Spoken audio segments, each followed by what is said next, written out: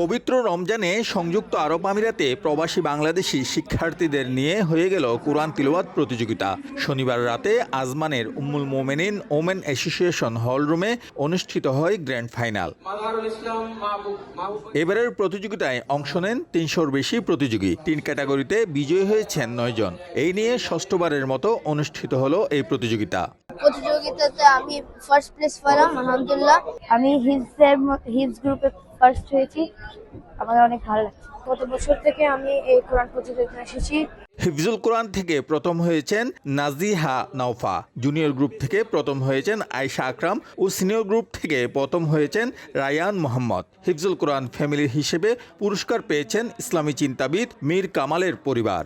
সুশিক্ষায় কোরআন শিক্ষিত করতে পারি, তাহলে কিন্তু আমরা তাদেরকে শুধু এই লেভেলেই নয়, আমরা আন্তর্জাতিক পর্যায়ে কিন্তু তাদেরকে আমরা প্রতিযোগিতায় অংশগ্রহণ করাতে পারবো। কোরআনের প্রতিযোগিতা করার মাধ্যমে একটা পরিবেশ সৃষ্টি করতে চাইছি, যাতে করে ঘরে ঘরে বাচ্চাদের কোরআন তেলাওয়াতের প্রতি আগ্রহ বাড়ে।